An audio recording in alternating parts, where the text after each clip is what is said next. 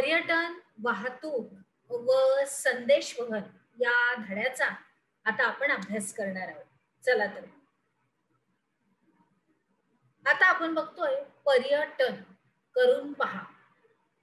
तर आतापर्यंत ब्राझील बद्दल तुम्ही बरीच माहिती मिळवलेली आहे आणि या मिळवलेल्या माहितीच्या आधारे तुम्ही ब्राझील मधील ज्या स्थळांना भेट देऊ इच्छिता त्यांची एक यादी करायची आणि या पर्यटन स्थळांचं वर्गीकरण कोणत्या पर्यटन प्रकारामध्ये करता येईल याबद्दल आपल्या मित्रांशी चर्चा करायची आणि मग त्यांचं वर्गीकरण करून दाखवायचंय. विद्यार्थी मित्रांनो, तुम्हाला हा एक उपक्रमच जणू काही दिलाय आपल्या पाठ्यपुस्तकातून. तर अर्थात माझी सूचना तुम्हाला पक्की माहीतच आहे की सवंगडी मित्र जर नसतील तर तुम्ही स्वतः विचार विनिमय करून त्यांचं संपूर्णपणे जे काही आपल्याला उपक्रम दिलाय तो आपल्या वहीमध्ये नमूद करायचा आहे. आता आकृती क्रमांक 9.1 च्या आधारे खालील काही प्रश्नांची उत्तरे लिहायची.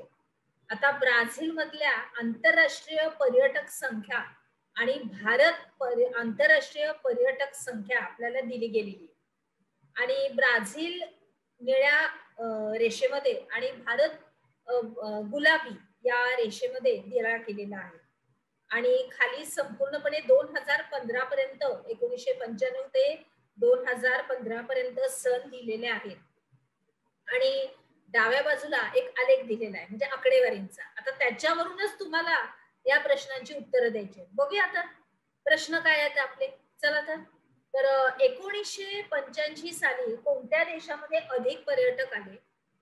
2000 साली कोणत्या देशामध्ये अधिक परदेशी पर्यटक आले आणि कोणत्या वर्षापासून भारतामधील परदेशी पर्यटकांची संख्या ही वाढलेली दिसते? 2015 साली दोन्ही देशातल्या परदेशी पर्यटकांची संख्या ही किती होती आणि त्यातला फरक सांगा.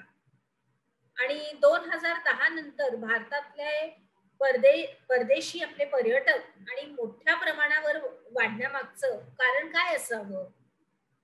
आलं लक्षात? चला पुढे जाऊया. भौगोलिक स्पष्टीकरणामध्ये आपण जर बघितलं तर आता आपल्याला पूर्णपणे ब्राझीलचं वर्णन दिसेल. तर पांढऱ्या वाळूच्या पुळणी, त्याच्यानंतर आकर्षक आणि स्वच्छ सागरी किनारे, निसर्गरम्य बेटे, अमेझॉन खोऱ्यातलं घनदाट अरण्य, विविध प्रकारचे प्राणी पक्षी तसेच विविध उद्यानं, या सगळ्यामुळं आंतरराष्ट्रीय पर्यटक हे ब्राझीलकडे आकर्षित होतात आणि ब्राझिलिया हे राजधानीचं नवीन शहर सुद्धा पर्यटकांचं एक आकर्षणच आहे. तसेच रिओ दी जनेरियो आणि सावो पावलो यासारखी शहरं मोठ्या संख्येनं पर्यटकांना आकर्षित करतात.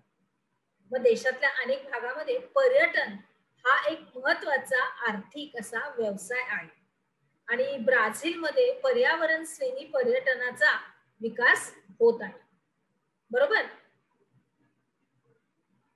ब्राझीलमध्ये पर्यावरण स्नेही पर्यटनाचा विकास हा होत आहे.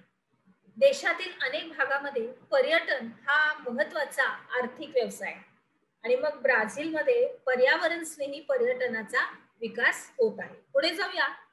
सांगा पाहू अंतर्गत आकृती 9.2 च्या आधारे काही खालील प्रश्नांची उत्तरं तुम्हाला लिहायची आहेत.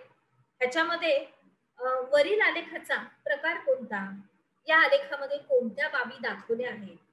कोणत्या देशाच्या एकूण राष्ट्रीय उत्पादनात पर्यटन व्यवसायाचे योगदान हे जास्त आहे? एकूण राष्ट्रीय उत्पादनाच्या तुलनेमध्ये पर्यटन व्यवसायामध्ये गुंतलेली लोकसंख्या जास्त असलेला देश कोणता? आता हे झाले प्रश्न. आलेख जरा बघूया. चला आपण. पर्यटन व्यवसायामध्ये गुंतलेली लोकसंख्या आणि गुलाबी ह्याच्यामध्ये दिले की एकूण राष्ट्रीय उत्पादनामध्ये पर्यटन व्यवसायाचे योगदान. आता 2016 पर्यंत दिलेलं आहे हे आणि संपूर्णपणे किती टक्केवारी आहे ते डाव्या बाजूला आपल्याला दिली आहे. अर्थात देश आहेत भारत आणि ब्राझील. चला तर पुढे जाऊया. या प्रश्नांची उत्तरं अर्थात तुम्हाला तुमच्या वहीमध्ये व्यवस्थित नोंद करायची. आता आपलं भौगोलिक स्पष्टीकरण अर्थात आकृती 9.1 मध्ये दाखवल्याप्रमाणे 2015 साली भारतामध्ये भेट देणाऱ्या आंतरराष्ट्रीय पर्यटकांची संख्या ही ब्राझीलच्या तुलनेनं ही जास्त आहे. असं जरी असलं तरीही पर्यटन क्षेत्राचा हा जणू काही एकूण राष्ट्रीय उत्पन्नातला जो वाटा आहे हा आपला ब्राझीलपेक्षा कमी आहे. आता हे प्रामुख्यानं त्या त्या देशाची लोकसंख्या, एकूण राष्ट्रीय उत्पन्न यांच्या मूल्यावरती अवलंबून आहे. आणि मग त्यानुसारच भारताचं राष्ट्रीय उत्पन्न लोकसंख्या ब्राझीलच्या तुलनेमध्ये हे खूपच जास्त आहे. आणि मग त्यामुळं भारताचा एकूण राष्ट्रीय उत्पन्नातील पर्यटन क्षेत्राचा वाटा हा ब्राझीलपेक्षा कमी दिसतो. आणि मग या क्षेत्रातलं लोकसंख्येचं प्रमाण हे जास्त दिसतं. आलं लक्षात भौगोलिक स्पष्टीकरण. आता आपण काय शिकलो या अंतर्गत थोडक्यात उत्तरे लिहामध्ये तुम्हाला ब्राझील मधील कोणते घटक हे पर्यटकांना अधिक आकर्षित करतात हे तुम्हाला आपल्या वहीमध्ये लिहायचंय. चला तर मग आता आपण आपल्या पुढच्या विभागात प्रवेश करूया.